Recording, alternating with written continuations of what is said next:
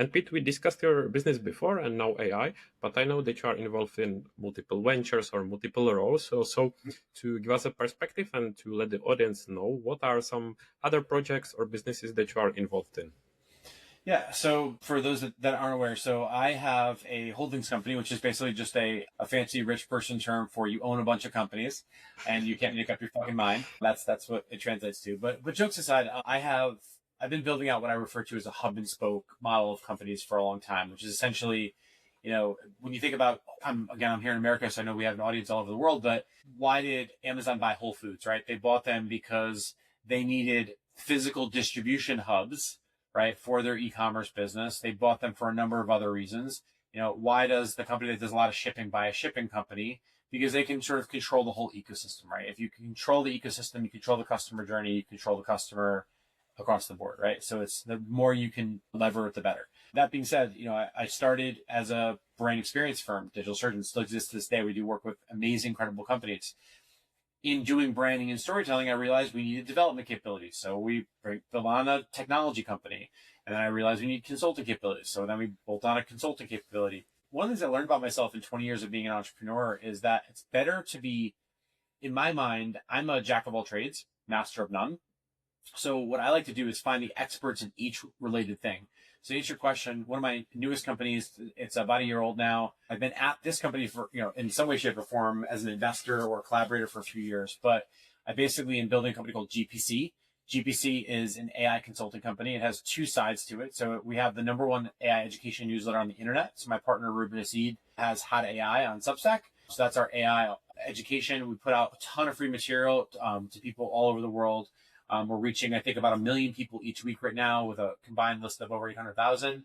And that number will grow even faster based on its current trajectory. So that we took that business, combined it with another business that we had together, which is AI consulting. So what GPC is we help companies adopt AI. So what we do is we come in, we train, adopt, deploy, maintain AI solutions. And what I mean is not just like fancy AI agents and like the bullshit they agree about and thing. It's like we come in, we sit down with a company, we understand how they do business, and we help them redesign the future of work.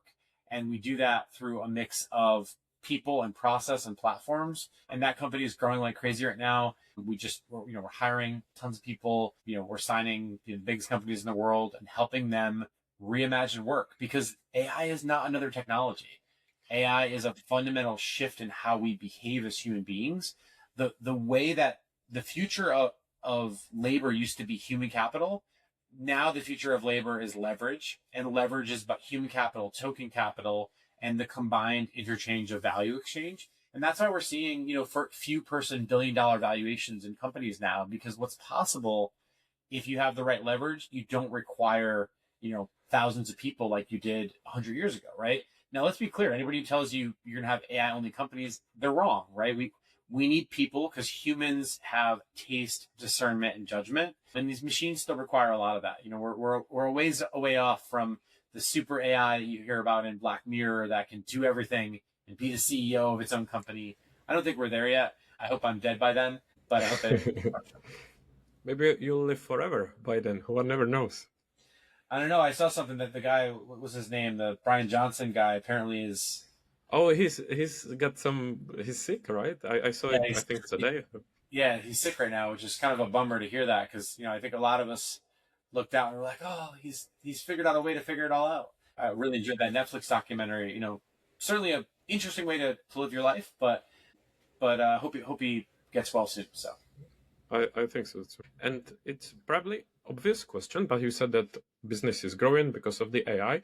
And how do you see that like for the future? Do you think it's going to grow even more as people realize that AI is growing and it's important? Because sometimes people think, oh, it's late to jump to AI, which I think it's never late. But what's your we're in the first inning of this, Thomas. I mean, we haven't even started yet, really, when it comes to where we're at with the AI workforce. I think that the shift that we're having right now, that's currently happening, it's very easy to read a headline and think that everyone's on AI.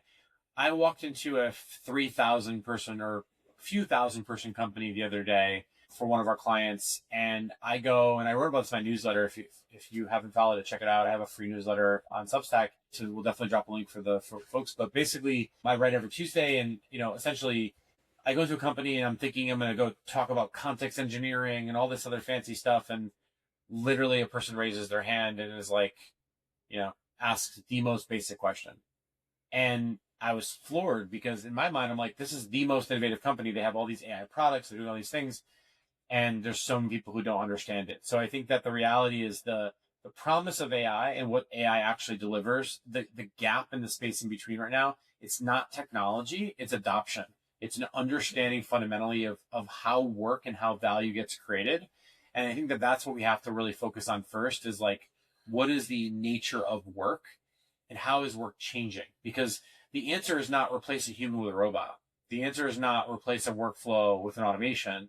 The answer is understanding how does a company create value, right? All a company is at the most basic level is revenue, profit, costs, capital, right? What is the capital? Human capital, financial capital, token capital.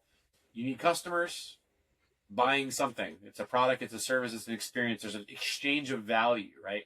If you think about currency, the root word of current, if you go back to the etymology back in the day with language, root word of current is to flow. If something doesn't change hands or flow, it's not value. And that is why the basic economic principles, supply, demand, equilibrium, these are concepts we learned about in school that are very, very important. But most people don't want to talk about those things because they sound too smart. So what they want to do is they want to say, like, how do you make money? How do you 10x your people? And that's where I think that we have to reimagine what is work. And based on your experience, how do people usually react to AI? Because there's like some people that are afraid of it, obviously, because they fear that it's going to take their job, that it's going to replace them. Everyone is afraid of AI, Thomas. I'm afraid of AI. You're afraid of it. And if you say otherwise, you're lying.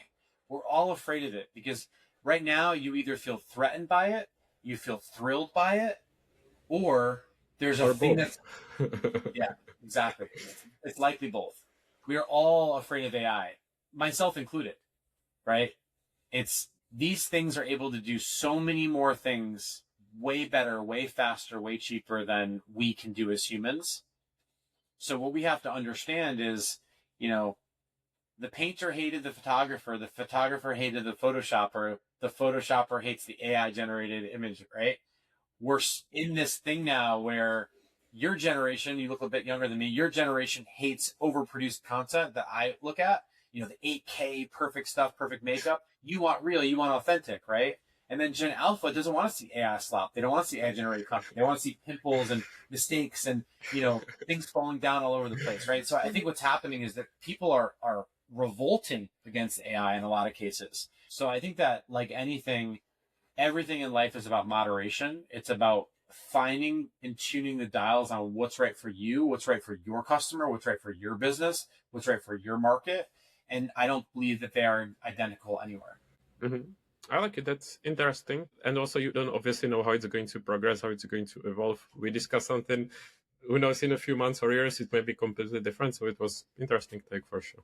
Yeah, and one of my favorite quotes, Thomas, is we overestimate what we can do in a year and underestimate what we can. Sorry, we overestimate what we can do in 10 years and underestimate what we can do in one. Mm-hmm. Yeah, that's a good. I think it's a Bill Gates quote. Again, I'm not sure who said it, but someone smarter than me said it for sure.